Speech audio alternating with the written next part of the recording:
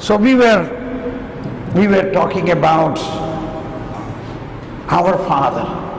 But this idea of Holy Spirit within us forever to help you must be a very clear, undoubted conviction in you. If you ever have a doubt about this, because the thing is, oh, Thomas Paul says like this, but there are so many other, even priests are telling, if you do sin, Holy Spirit will go away, then whom should I believe? This is the problem. Best thing is, you can ask Holy Spirit himself. Hello, Holy Spirit, what do you say? Will you go away? And he will give you a kiss on your cheek. Hi dear, how can I go away? How can I go away? I will never abandon you, he will say. Even if I do sin, even if you do sin, because Jesus loved the sinners, and I too love the sinners, and I have come to take away your sin, I will cleanse you. So directly ask Holy Spirit. Don't think Holy Spirit speak only to Thomas Paul or big people like Thomas Paul. Holy Spirit speak to everybody. He speaks to everybody. Every one of you can hear the voice of God. Everyone, believe me, every one of you can hear it. That is another aspect of intercession. Intercession is not only praying, but listening. But this we will deal later. So, in our Father prayer there are 7 supplications. The first 3 are thy. Last 3 are us. And the middle is the core and the main point of this prayer, that is the give us today daily bread for all eternity. Now, the first 3 prayers, what is the first one is, hallowed be thy name. So, in heaven, all the angels and saints are singing, holy, holy, holy is the name of the Lord. You sing many songs like that, okay? Even in Hosanna and all. So what are they singing? Holy, holy, holy is the name of the Lord. So we are children of that Father. What is his name? Holy, holy, holy is his name. So true to that his name, he wants to make all of us holy. Holiness is that what God has. All what God has, he wants to give to us. So primarily and the best and primemost thing is his holiness. His holiness. His holiness is the right of his children. His holiness is the right of his children. So when we pray, holy be your name, that is an invitation to us. I don't use that word claim. Instead, the same meaning, but it must be a loving relationship.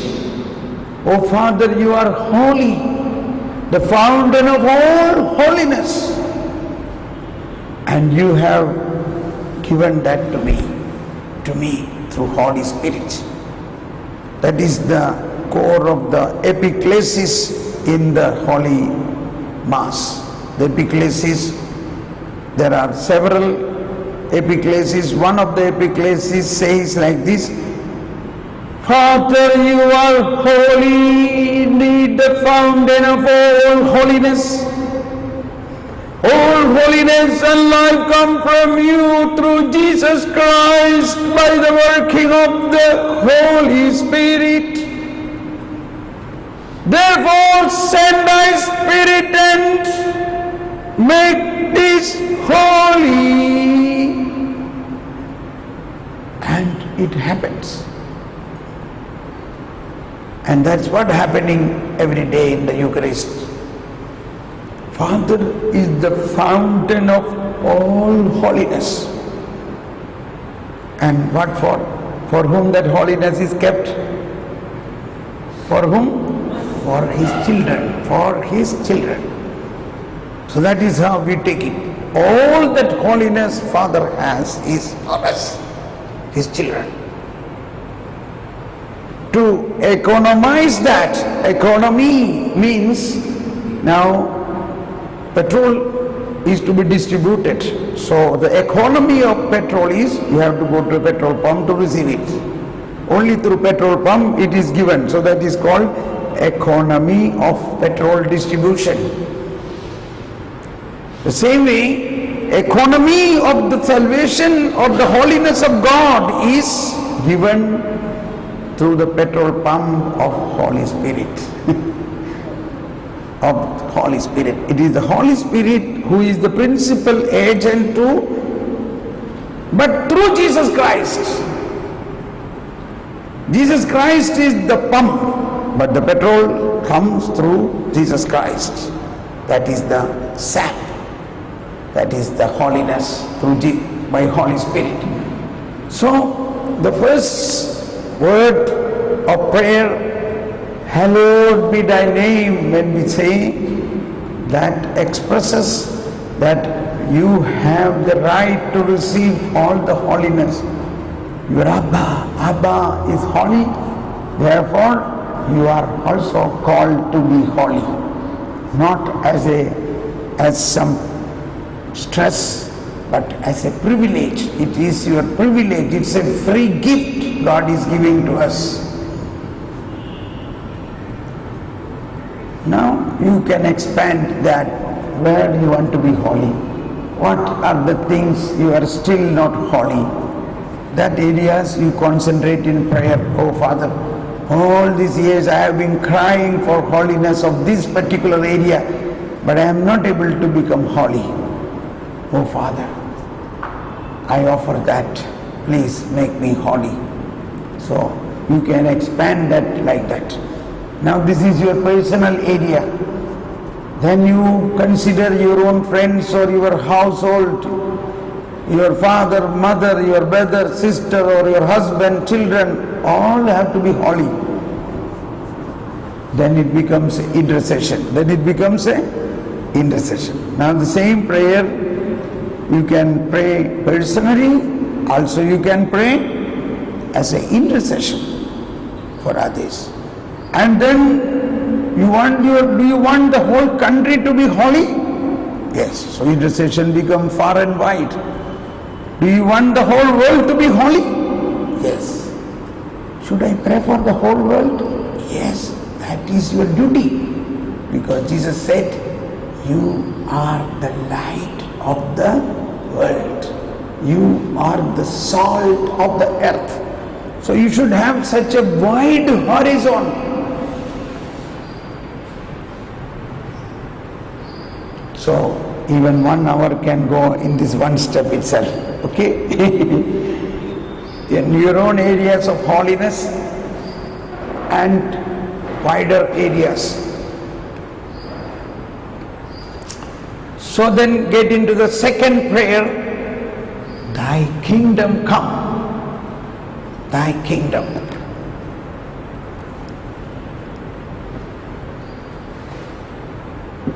Thy kingdom come. Thy kingdom come. So this is big confusing thing. But once you know the kingdom of God and its righteousness, which I will be explaining later, kingdom of God and its righteousness is totally opposite to the righteousness proclaimed by Moses or the Pharisees and scribes. So Jesus has come to bring his kingdom.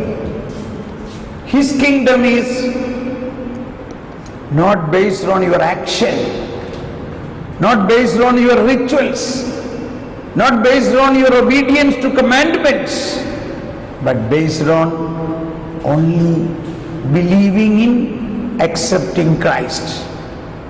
Whomever believed in Him, whoever accepted Him, He has given power to become children of God. Please read that text. Where is it? John chapter 1:12. John 1:12. Whoever believed in Him, whoever accepted Him, power to become. But to those who did accept Him, He gave power to become children of God, to those who believe in His name. So whoever believed in Him, whoever accepted Him, what has He given? Power to become children of God. Children of God. So thy kingdom come means you become member of His kingdom led by Jesus and the Holy Spirit. Thy kingdom come has another meaning, that is that you be given the Holy Spirit to rule. Holy Spirit become the rule of your life. Holy Spirit help you to live according to the rule of Holy Spirit. What is the rules of Holy Spirit? Love, joy, peace, patience, kindness, goodness, faithfulness, gentleness, self-control. That's it. Even if you want to become angry, you will not become angry, because Holy Spirit rules you. Holy Spirit give you that grace to accept the unacceptable, to be quiet. So that is another rule. Thy kingdom come. So when you pray thy kingdom come, it is alive in the Spirit. It is alive in the Holy Spirit. Now, yesterday was feast of Saint Joseph the worker. But Saint Joseph, as you said, has many other feasts. So one thing was remarkable of Saint Joseph was Matthew chapter 1:18. He heard, he came to know a panic news. What is that? That the woman whom he is already betrothed, but not yet married, but in between he hears that woman is already pregnant. Already pregnant. What will be the situation and reaction of that time? At that time, according to the Jewish law, it's a deadly crime. If anybody have come to know that, proof is very simple. She is pregnant and not married. What they will do? They will stone her to death. But Joseph, because he was a righteous man, so this is the righteousness opposite to what the Pharisees and the scribes were teaching. According to the righteousness of the Pharisees, they would kill her. But here, Joseph, her husband, since he was a righteous man, so this is the type of righteousness the kingdom of God brings. Can you read that? Because he was a righteous man, yet unwilling to expose her. to shame, decided to divorce her quietly. The very big work of Holy Spirit is, in spite of he came to know, and according to the Jewish law, he is supposed to obey Jewish law, he is a Jew. But he considered the righteousness of God is not making anybody putting to shame, even if he's a sinner. This is a very good example for us to follow. At that moment of time, Saint Joseph do not know that she is conceived through the power of the Holy Spirit. He knew that his woman whom he is going to marry in few days' time is already pregnant from somebody.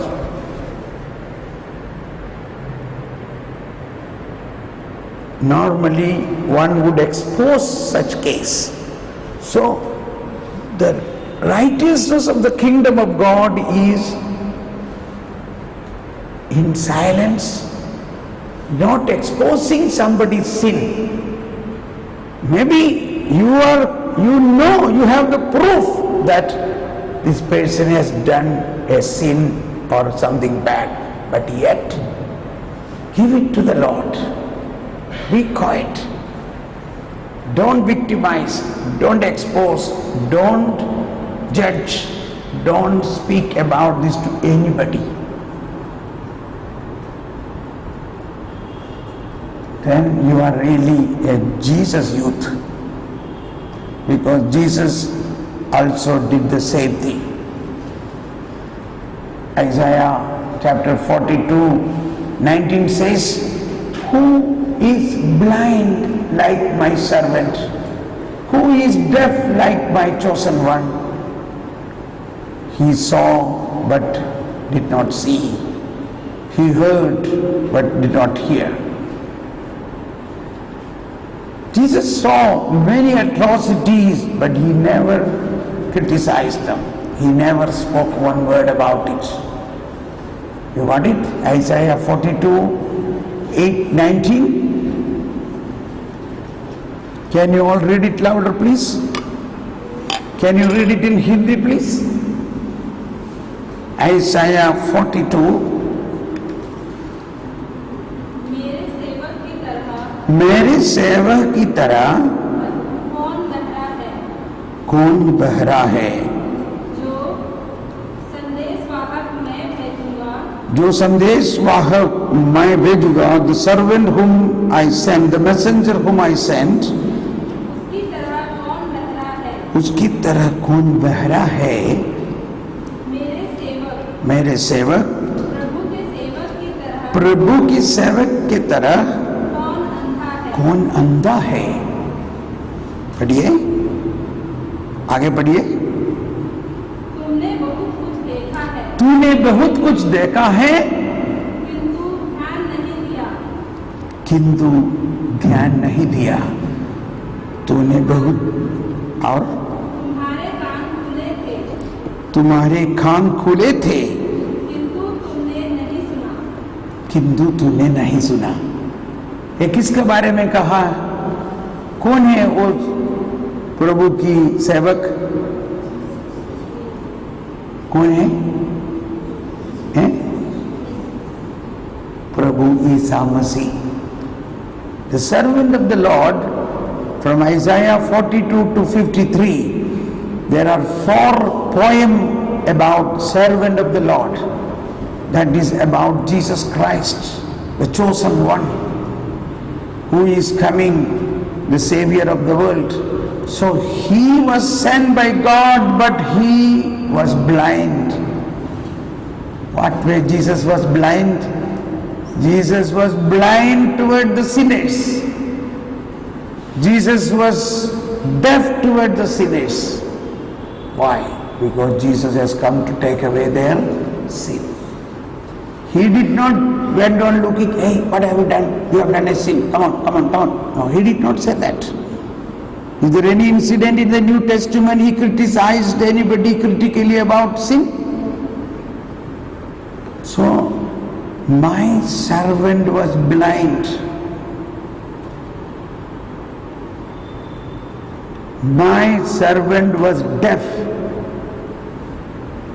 That's why when the Pharisees were telling she is a sinner, she must be stoned to death, he was quiet, completely in silence, not speaking anything. No reaction to him.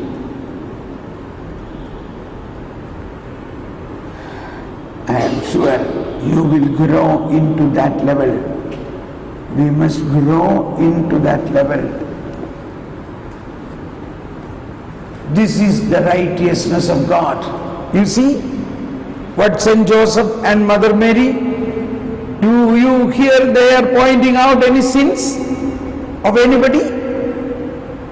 They were the most silent towers in the Bible.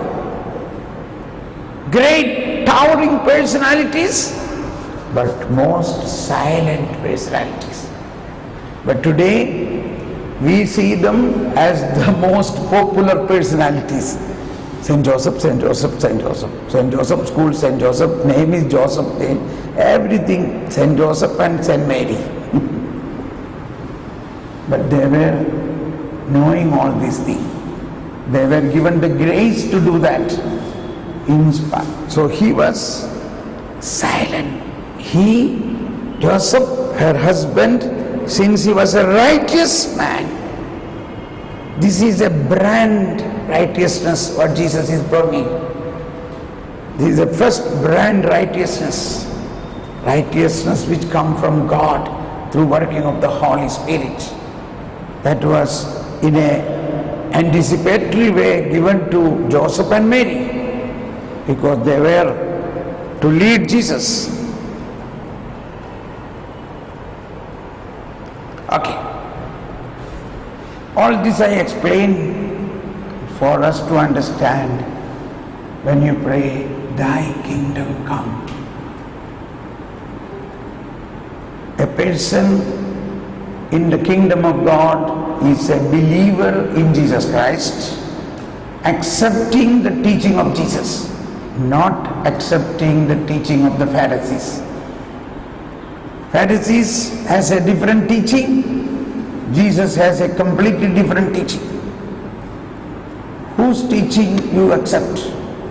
If you are a disciple of the kingdom of God, you will accept Jesus and his teaching. So when you pray, thy kingdom come, that means the kingdom of Jesus come.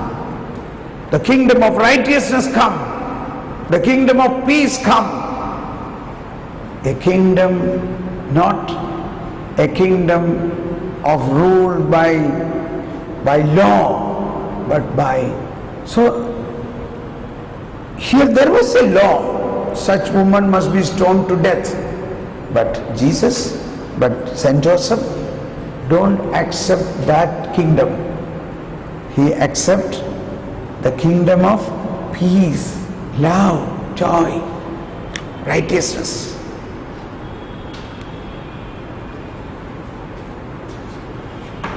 These are things which is going to really confuse you. Let it be. From that confusion, you have to have a stirring process, and the Holy Spirit will convict you what is right. We will come to that. So, that is the second supplication. Now the third is the most important. Thy will be done on earth as it is in heaven. We pray many number of times our Father prayer. Before we pray, thy will be done, we already decided our will. You understand me? Everybody decide everything. Yes, I want to do that. I want to be like this. I have decided. I have this. And then we are praying, thy will be done.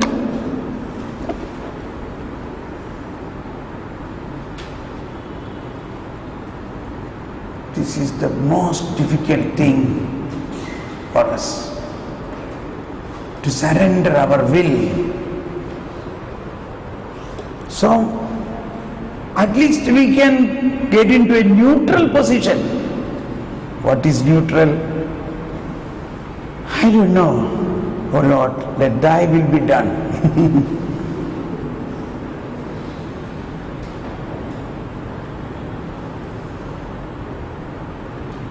I remember very clearly when I decided, or when I was called by the Lord to give up everything, I had at least 7 places in the country, different factories, work going on. One was in Rajasthan, that's why I know Jaipur. I used to come to Jaipur and Ajmer, and then there was a big factory. Many of my missionaries were there, but I did not even go to care about it afterwards. I had abandoned all those things. Just because the Lord says, leave everything, follow me. At those days, I understood this prayer of our Father very well. I remember very clearly those days I prayed this prayer meaningfully. I added this, at this point, thy will be done. I pause for a moment, I say, Lord, not my will, not my will, not my will. It was very powerful for me. And these days, at least for 5 years, I am introduced to another saint, or not only a saint, she is not yet a saint. Her name is Luisa Piccarreta. You might have not heard about that. Luisa Piccarreta. She was terribly suffering through Passion of Jesus, and the whole Passion of Jesus she experienced. She fell down and she was in bed for more than 70 years. And during that time, even while she had stigmata, the Lord has made her to write with the stigmata hand more than 10,000 pages without any spelling mistake in any line. Those are becoming a very beautiful teaching, like the Diary of Faustina about divine mercy. Another diary is going to come about divine will, that is called Divine Will. The summary of that is, so I had visited that place it's about 4 hours away from Rome in Italy, a place called Corata, C-O-R-A-T-A, Corata. So if anybody get a chance to go to Rome, you must find out where is Corata. It is not popular, very unknown saint. Only very rare people get a chance to meet that place. It was about divine will. And then the gist of it is, when we pray, thy will be done on earth as it is in heaven, do we ever realize how is in heaven? As it is in heaven, you prayed. But how is the will of God in heaven? In the heaven, everybody's will is fused with the will of God. They enjoy doing the will of God. And they don't think anything else than fulfilling the will of God. Their heaven they fulfill in doing the will of God. Fused. And we are actually praying like that, thy will be done on earth like in heaven, so that the earth will be heaven. Oh, that everybody will do only the will of God.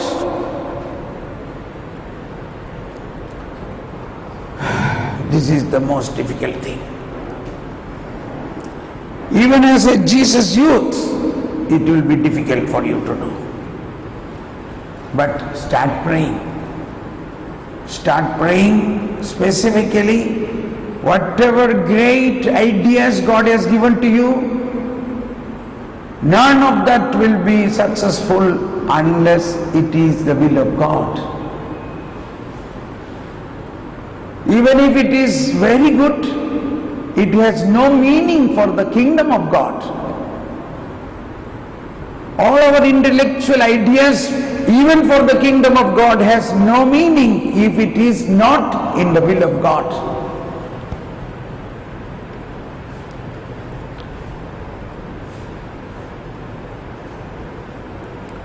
So therefore, to start that process, where to start?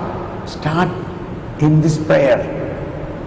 In this prayer, the third step of the prayer is surrendering your will to be fused with the will of God, so that you will not do anything other than the will of God.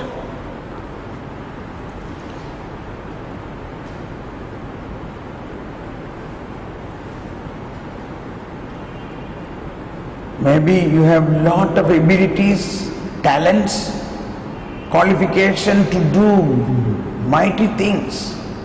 But if that is not the will of God, surely then you will not success in doing that. Not only that, the Lord wants to utilize all that talents for His own work in the kingdom of heaven. Why the kingdom of heaven is not growing? Because all the good talents is used for the worldly things, not for the good of the kingdom of God. Even Jesus youth. You have full-timers for 1 year, but why can't you be full-timer for lifelong? Did Jesus did only 1 year full-timership?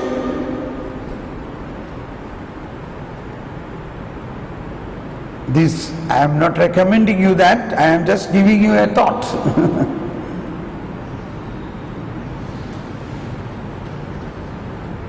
It is possible to be a full-timer. Then whenever somebody say, I want to work full-time for Jesus, then in our situation, oh, are you joining to be a priest? Are you joining to be a sister?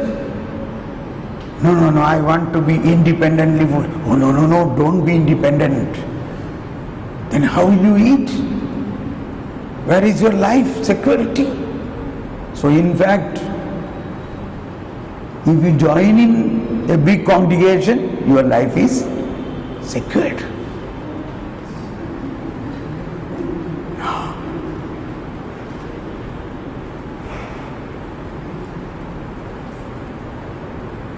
You say, oh, I want to join into Thomas Paul's congregation. क्या पागल हो गया क्या तुम? Thomas Paul is a layman. His congregation is only very small. You should look for a big congregation. Then you are settled. Yes. These are the current marketing.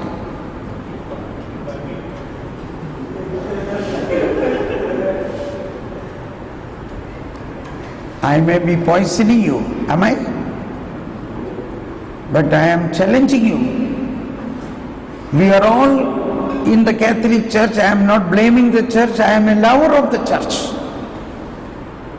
What Pope says, we are all in a comfort zone.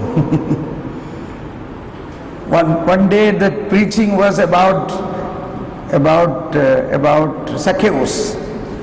So you must follow Pope's teachings, okay? It is available in the net. There is a site, Rome Report, or even you download one of the Pope apps, Pope app. Then you will get daily preaching of Pope. There are Pope apps. No, so many Pope apps are there now. Anyone you download, free, and every day Pope's message will pop up. Pope app. Or one of the official site is Zenith News organization, zenith.org, or a Rome Report site. Pope was explaining what sin, who is that? Zacchaeus did. He was living in comfort. That's a Christian is not supposed to live in his comfort zone. Everything he has. And then Pope was telling, even religious, if you are living in comfort zone, that is a sin.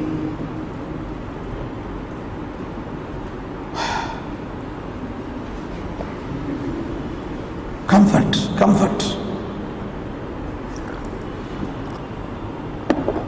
I am sorry. I am really telling you, our lukewarmness is because of this. We have Holy Spirit, we have Jesus, but they are not